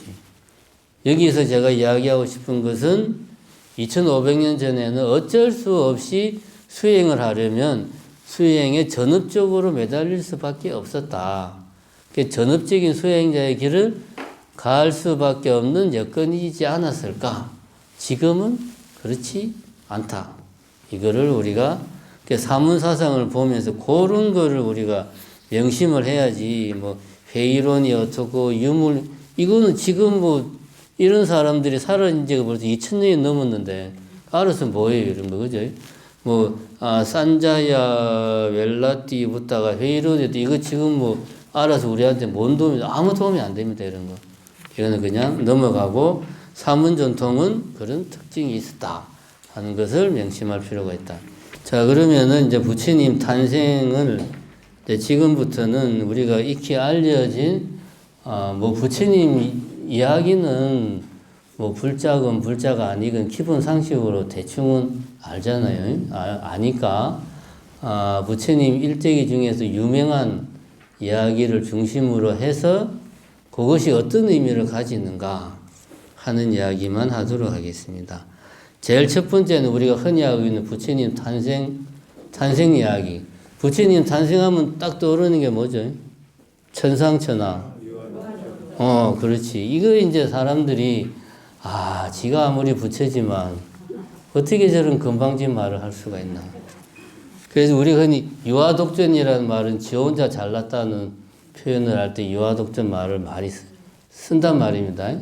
이 의미를 정확하게 알아야 되겠다. 원래적인 의미는 이겁니다. 모든 영웅이나 뭐 위대한 사람은 일대기가 각색이 되잖아요. 설화로서 그 현실과 다르게 상상력이 보태져 가지고 뻥튀기가 엄청 돼요. 고타마 시타르타도 마찬가지죠. 나름대로 세계 종교의 교주다 보니까 엄청나게 각색이 됐겠죠. 근데 중요한 거는 왜 각색을 했냐가 아니고 그 각색을 어떤 정신에 입각해서 각색을 했느냐 요게 중요합니다. 각색을 한 기본적인 마인드를 알아야 돼요 우리가. 옛날 사람들이 왜 이렇게 쓸데없는 거짓말을 했냐, 왜 박혁교세가 아래에서 태어났다는 말도 안 되는 이야기를 했냐, 이거를 따지는 건 우리 일이 아니에요. 그거는 별로 중요한 게 아니고 그런 이야기 베이스에 깔린 정신, 이걸 우리는 알아야 돼요. 그러면 같은 맥락에서 천상천하 유아독존은 우리는 어떻게 받아들여야 되냐. 이 이야기는 그러니까 부처님 탄생설의 앞 이야기는 이렇죠. 그냥 갓난아기가 태어나자마자 7걸음을 딱 걷고 하늘을 한번 가리키고 땅을 한번 가리키고 천상천하 유아독존 그 다음에 뭡니까? 삼계계고 아당한지. 그 어떻게 2500년 전에 인도의 아이가 한문으로 그런 말을 해. 말이 안 되지.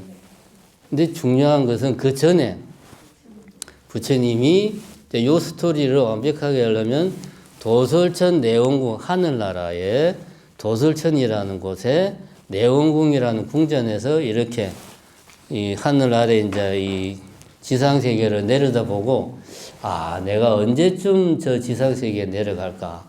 내가 내려가게 되면 어떤 여인의 몸을 빌려서 내려갈까? 이거를 이제 쭉 보고 있다가 드디어 때가 되었구나. 저기 정반왕의 왕비, 마야 왕비의 몸을 빌어서 내가 태어나야 되겠다 해서 이제 마야 왕비가 임신을 하고 마야 왕비의 몸을 빌어서 부처님이 태어나는 거죠. 이렇게 이제 이야기를 하면 당연히 이제 7걸음을 걸을 수도 있고 그런 고차원적인 말을 할 수도 있죠.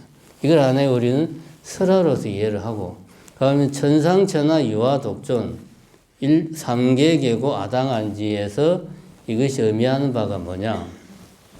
이게 이제 핵심은 이거죠. 천상천하. 온 세계를 다 통틀어 봐도 오직 유아독존.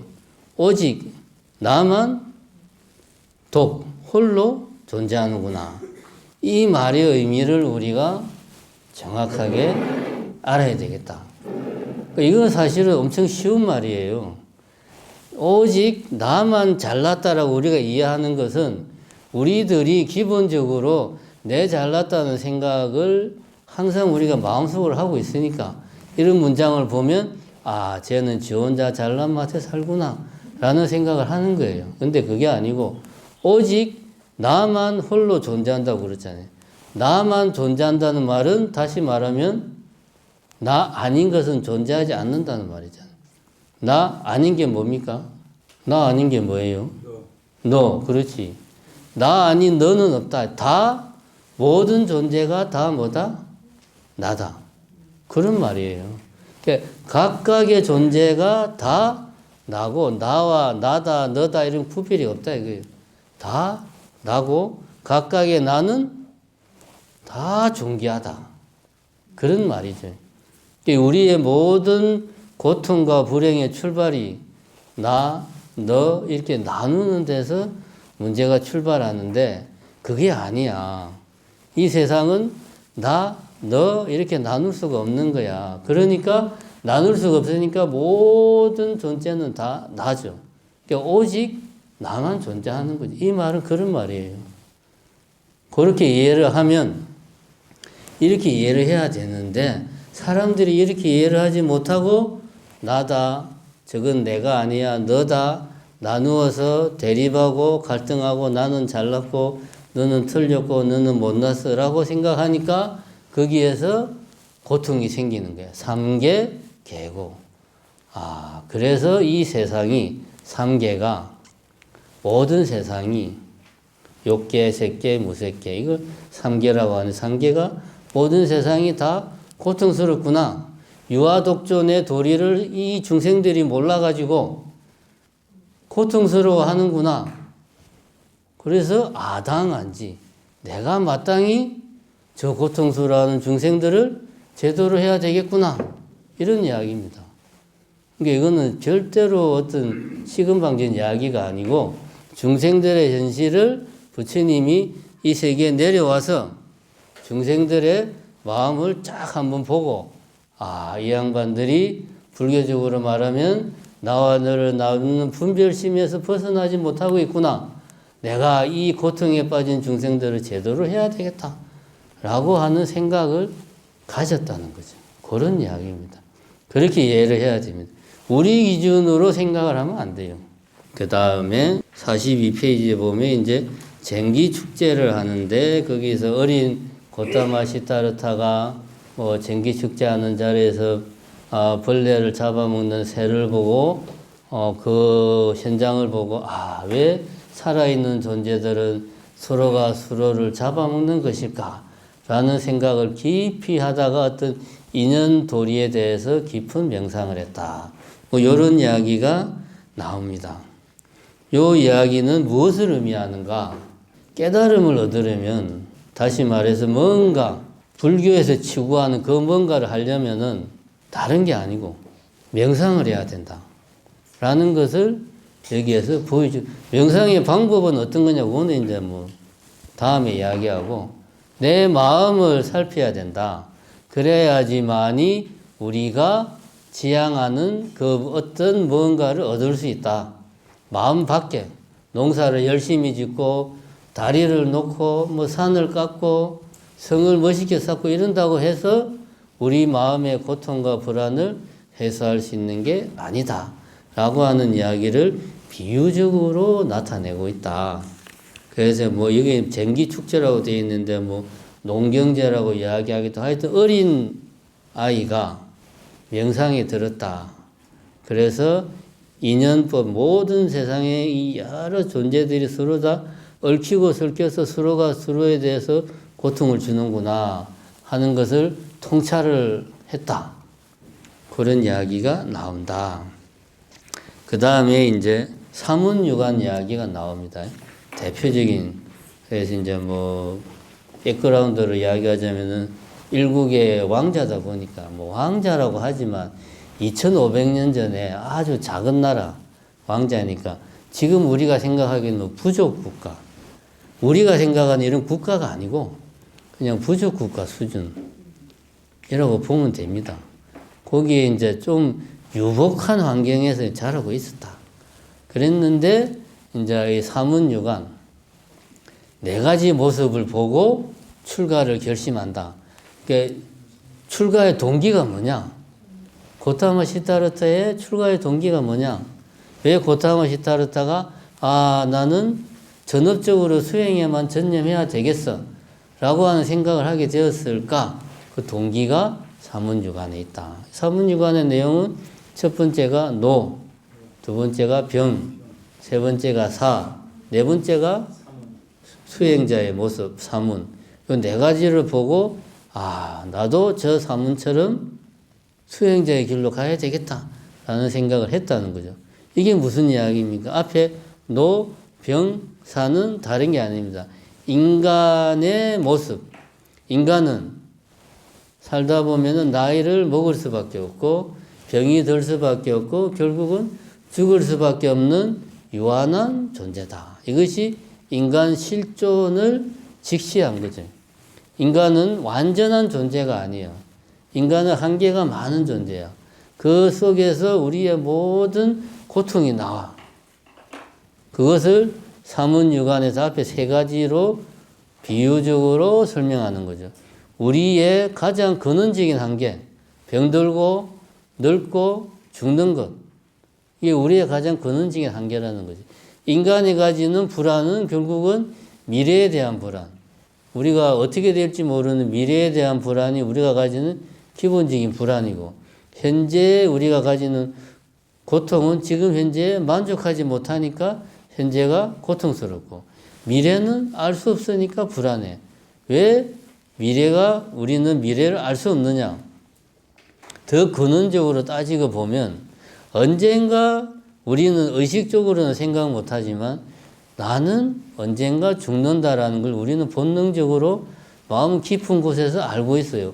그 언젠가가 지금 현재가 아니고 미래의 어느 시점이야. 그래서 우리는 미래가 불안한 거예요.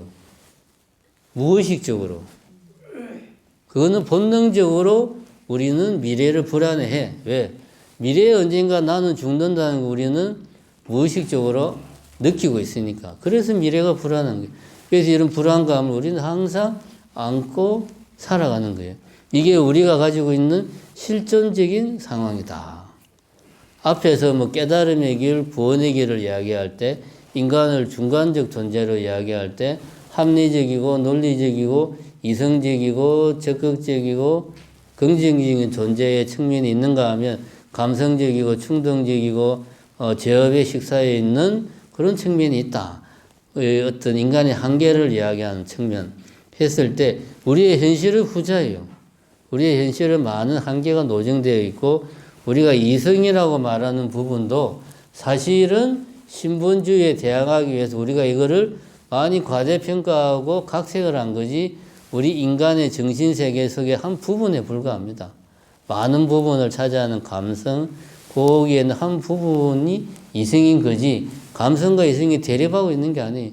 우리 정신세계의 한 부분이야. 단지 신중심의 세계관과 대립하다 보니까 이성을 강조한 것뿐이에요. 어쨌든 우리가 인간 존재의 한계성을 직시했을 때 거기에서 고통과 불안이 나오고 이것을 어떻게 하면 극복할 수 있을까 하는 해답을 사문들은 출가를 통해서 전업적인 수행을 통해서 극복을 하자. 부처님도 고타마 시타르타도 마찬가지로 같은 길을 가야 되겠다 라고 생각을 한 거죠. 문제의식은 인간의 실존적 상황, 인간을 이분법적으로 보는 게 아니고 인간은 원래 그런 존재예요. 태어난 존재는 죽게 되어 있는 거예요. 내가 선택한 게 아니에요. 내가 죽고 싶어서 죽는 게 아니에요. 원래 그런 거예요, 그냥. 왜 그러냐? 원래 그런 거예요. 그걸 내한테 물으면 안 되지. 내가 신이 아니니까. 내가 신이면은, 내가 너희들을 이러이러한 이유로 해서 유한한 생명을 줬어 말을 하겠는데, 신이 아니니까. 우린 모르죠. 원래 그렇게 만들어진 거예요. 이게 우리가 타고날 때부터 떠안고 있는 우리의 한계입니다. 요것에 대한 인식을 하고 이걸 어떻게 극복할 거냐는 우리의 노력을 통해서 극복해야 된다.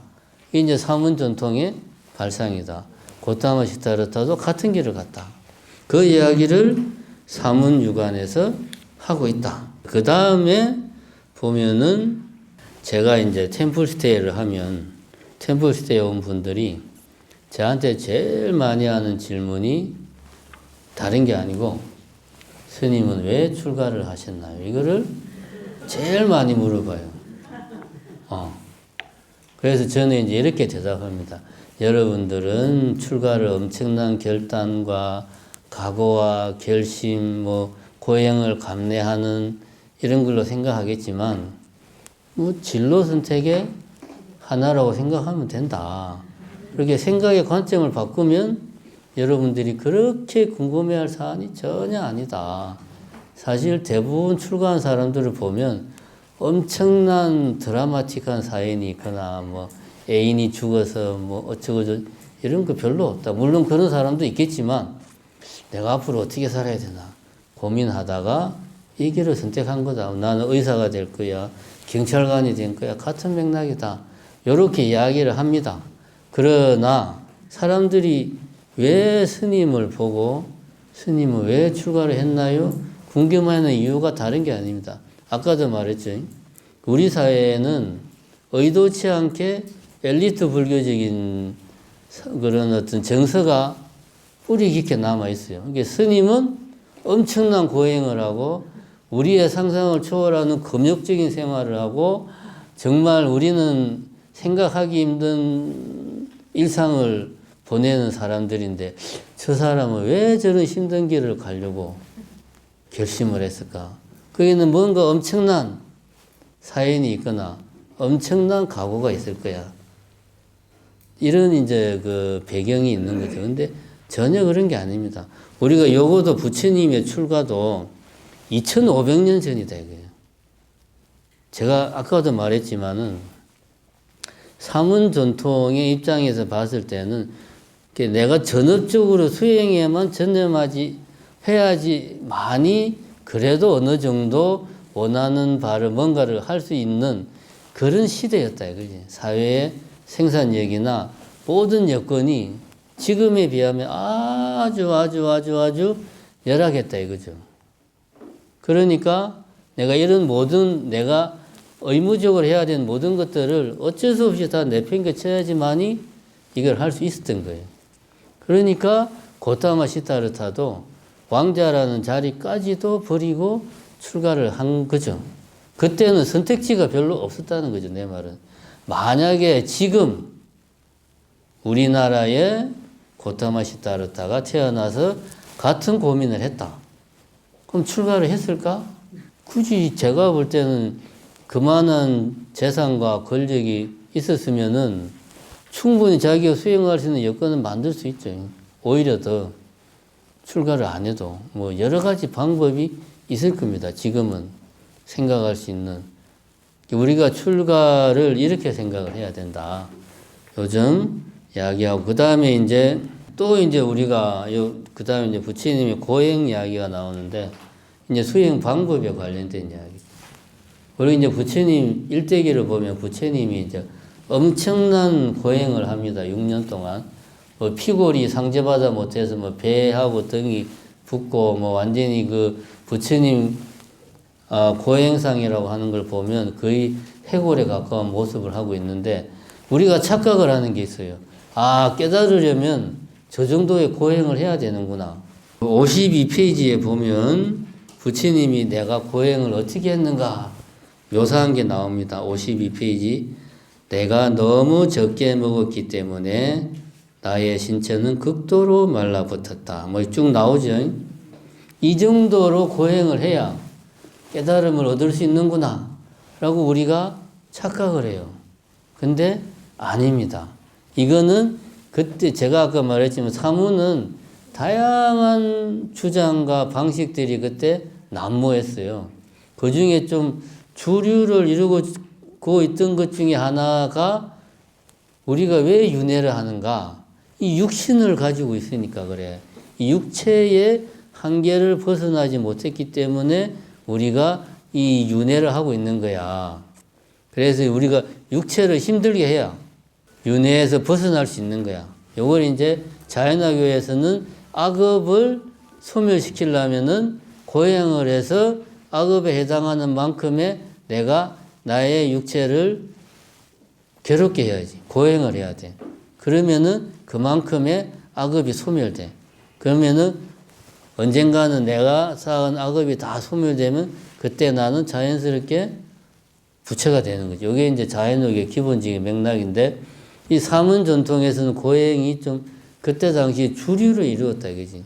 이게 올바른 방법이냐? 틀렸다는 거지. 부처님이 6년 동안 해보니까 아 이거 아니더라. 잘못된 거야. 그래서 부처님이 고행을 포기하고 누가 주는 뭘 마십니까? 수자타가 주는 우유죽을 마시죠. 여기 이제 우유죽이라고 하는 건 아주 농도가 높은, 뭐 지금으로 말하면 그냥 거의 뭐 홍삼 액기스 뭐 이런 뭐 그런 걸 이제 마시는 거죠. 그 말은 고행을 해서 깨달음을 얻는 게 아니구나 라는 거를 깨닫고 고행을 포기하는 거죠. 그러니까 깨달음을 얻으려면 아주 힘든 고행을 해야 된다. 이거 아닙니다. 물론 지금 현대인들의 삶이 너무나 욕망에 끌려다니는 삶을 살다 보니까 자칫 고행으로 비출 수도 있겠지만 그거는 우리가 너무 편하게 사니까 그래요. 옛날 사람들에 비하면. 고행은 잘못된 거다라는 걸 부처님이 몸소 증명을 했습니다. 몸소. 여기 이제 그래서 이제 부처님이 육신을 괴롭혀서 깨달음을 얻는 게 아니다라는 것을 부처님이 자기가 몸으로 증명합니다. 54페이지 중간쯤 보면은 이런 말이 나옵니다. 두 번째 단락. 비록 오비구는 떠났지만 그 단락 두 번째 줄에 보면 당시 자인화교와 같이 고행을 중심으로 하는 종교에서 해탈은 죽음을 통해서만 가능했다. 고행의 목적은 정신의 자유를 얻는 것이었다. 사람이 항상 고뇌와 괴로움에 시달려 정신적 자유를 얻지 못하는 까닭은 모든 욕심의 근본인 육체에 있기 때문이다. 그래서 욕심을 벗어나려면 무엇보다 먼저 육체를 학대해서 육체적 제약을 극복해야 된다.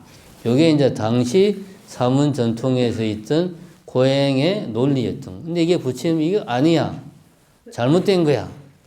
내가 누구보다도 더 심하게 고행을 해봤는데 이거 아니야. 라고 하고 부처님이 방향을 틀어서 생각한 게 뭐냐? 57페이지 제일 밑에서 세 번째 줄 보면 인간이 번뇌에 빠지고 괴로워하고 자유를 잃어버리게 되는 원인은 결코 외부에 있는 것이 아니라 우리들 내면에 있다. 즉 마음의 문제다. 네가 마음을 어떻게 가지느냐, 네 마음을 어떻게 잘 다스리냐에 따라서 깨달음을 얻을 수 있느냐 없느냐가 정해지는 거지 육신을 괴롭힌다고 되는 게 아니다. 이것을 상징적으로 보여준 게 부처님이 고행을 포기하고 수자타가 주는 우유죽을 마시고 뭐 무슨 풀을 얻어가지고 보리수 나무 아래 앉아가지고 제일 먼저 생각한 게 뭐다?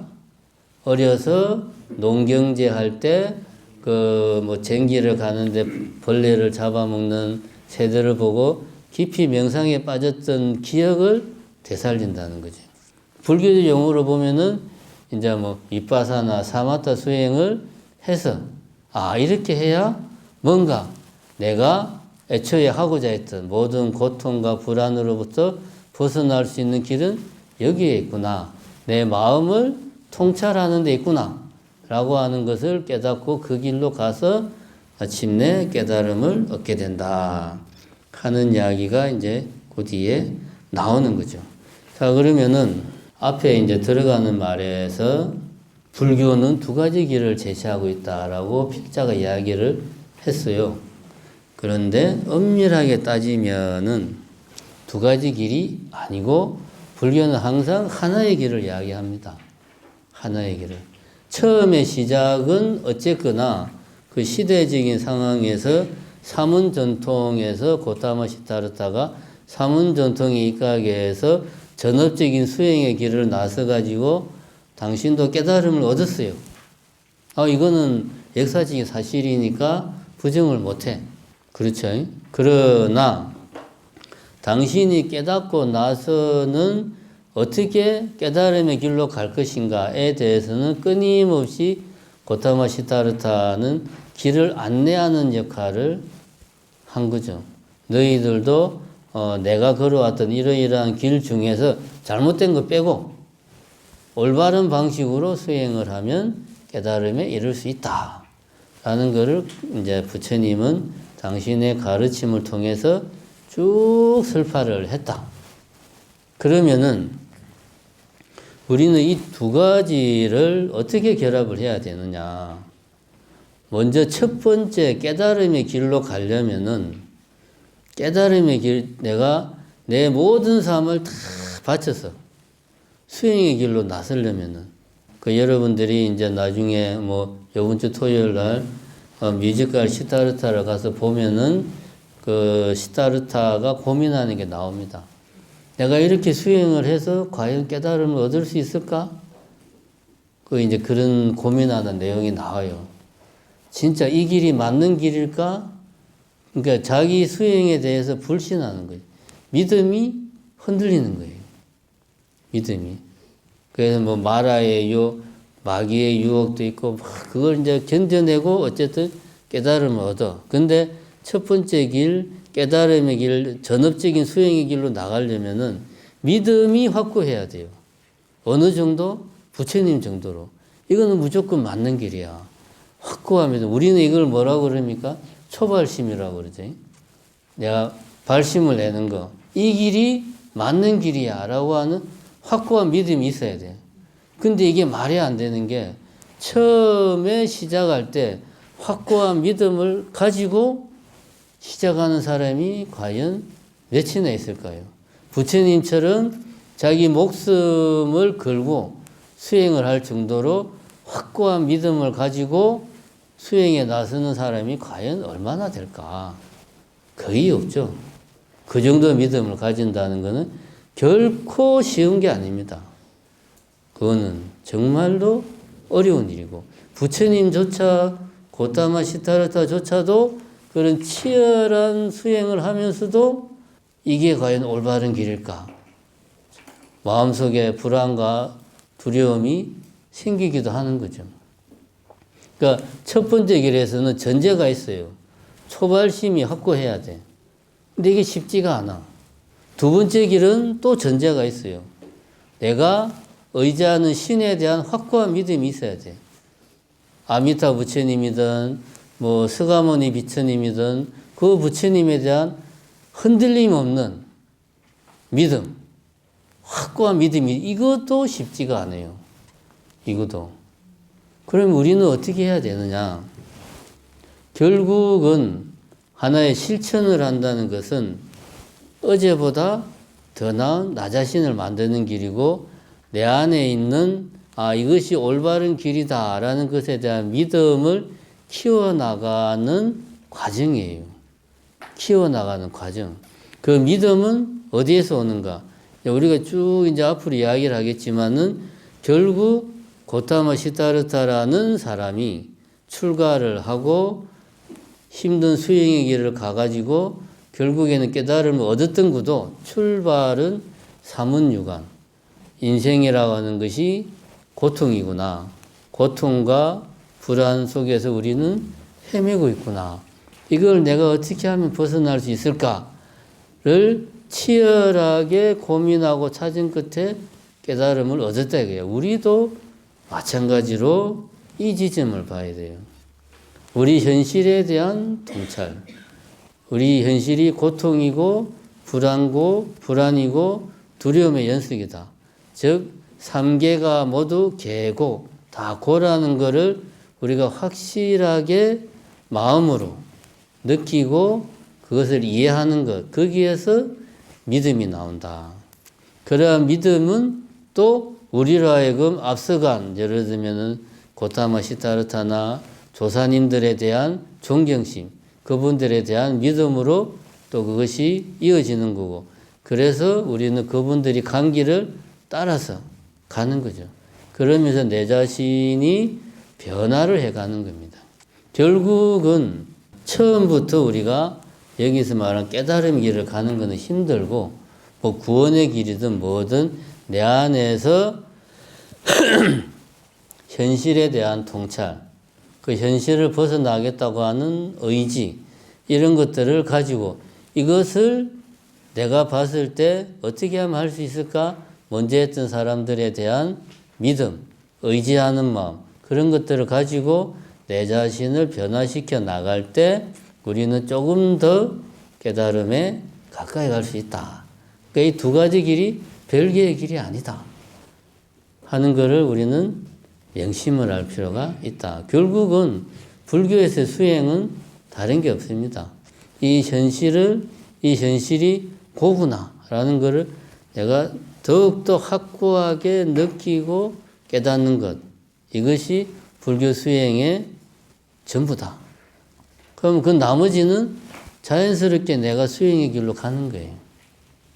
그럼 그 길은 뭐 깨달음의 길이든 구원의 길이든 그 방법은 다양한 방법을 취할 수가 있죠. 핵심은 거기에 있다. 그래서 이제 우리가 이제 앞으로 공부를 하게 될 부분은 그런 겁니다. 왜 불교에서는 이 현실을 고로 바라보는가? 왜 현실이 고통인가? 이 고통을 없애려면 어떻게 해야 되는가? 요게 불교의 전부 다죠. 부처님의 가르침이 전부 다다. 이제 앞으로는 우리가 이런 공부를 하게 된다. 이 말은 역으로 말하면 뭐다? 나는 세상 사는 게 좋아요. 나는 인생이 해피해. 아무 문제가 없어. 나는 하루하루가 그냥 뭐 즐거워. 좀 가끔 심심할 때는 있지만 사는 게 좋아요. 이렇게 살면 불교적으로 말하면 믿음이 별로 없는 거죠. 이 믿음이라고 하는 게 우리가 착각을 하면 안 됩니다. 어떤 전지전능한 신적인 존재에 대한 믿음, 그런 걸 의미한다기보다 현실에 대한 정확한 통찰과 이걸 내가 벗어나고 싶다는 어떤 내 안에 열망을 가지는 그런 쪽으로 우리가 생각을 해야 된다. 그게 불교의 출발이다. 이게 초발심이다. 요거를 명심을 하시기 바랍니다.